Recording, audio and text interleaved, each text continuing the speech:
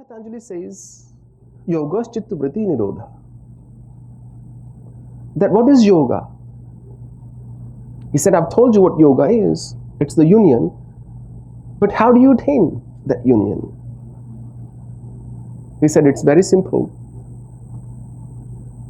You have tendencies that have been developed over lifetimes.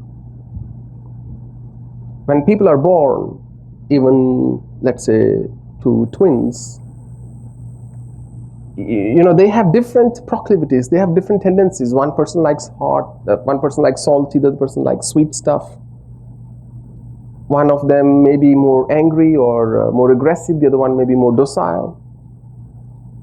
There is a role that there are tendencies that go with you, travel with your soul as you go from one body to another.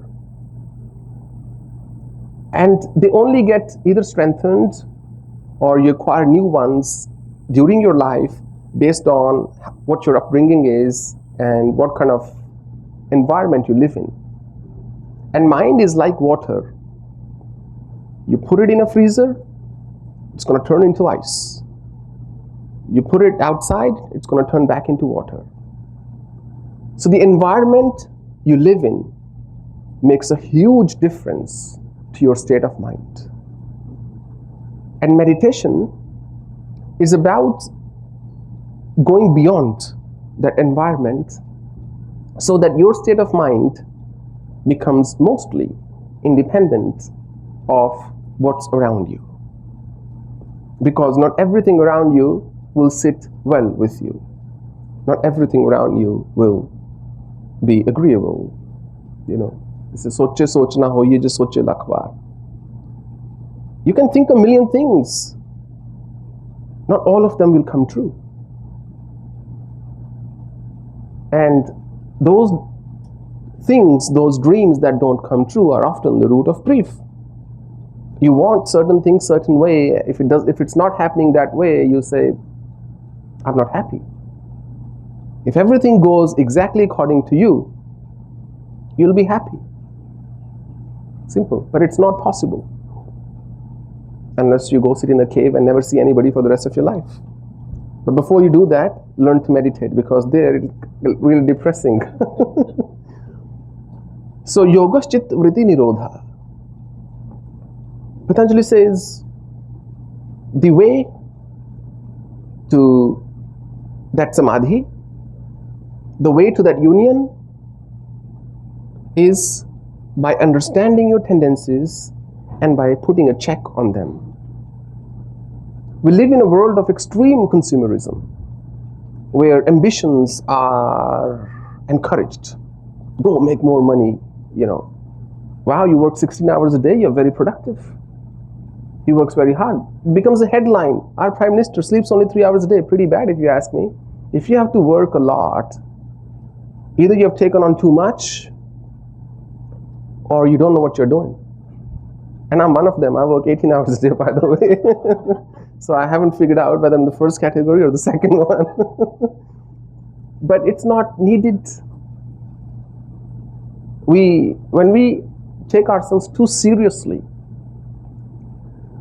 then we feel the urge.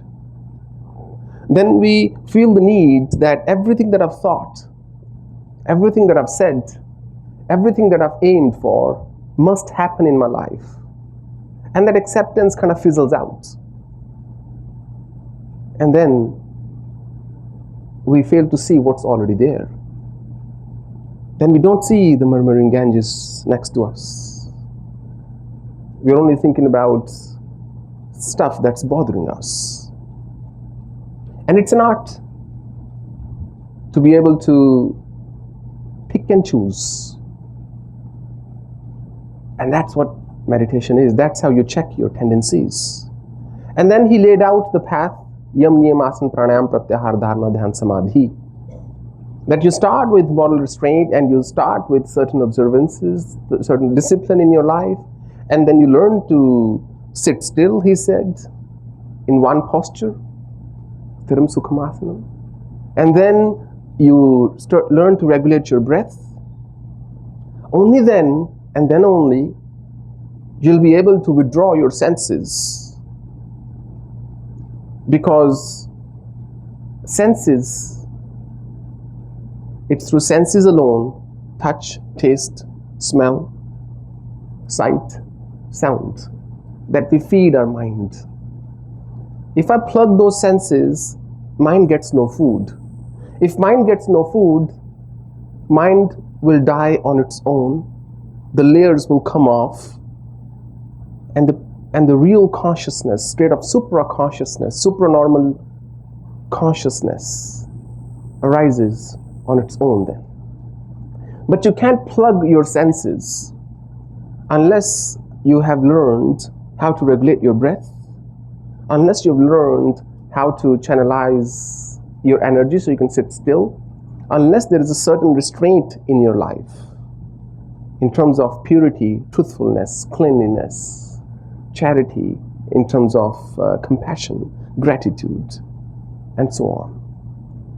And then he says, okay, once you have withdrawn your senses, pratyahar, then you are ready to concentrate. It's the 6th stage. And when you learn concentration, then you get to the 7th, which is meditation, dhyan. And once you dive in meditation, then absorption arises on its own. That's samadhi, the ultimate state of tranquility, that state of grand bliss. You know, sometimes you meet certain people and they have this radiance on their face. There is something so magnetic about them that you can't resist them. They may not meditate, but if you're leading a pure life, if you're being grateful and you're doing the right thing, you will exude the same radiance.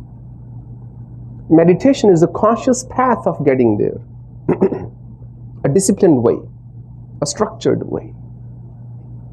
Those who are deep into devotion, there are a lot of people who just chant, and whether you are a Christian, a Muslim, a Sikh, or whoever, Hindu, doesn't matter.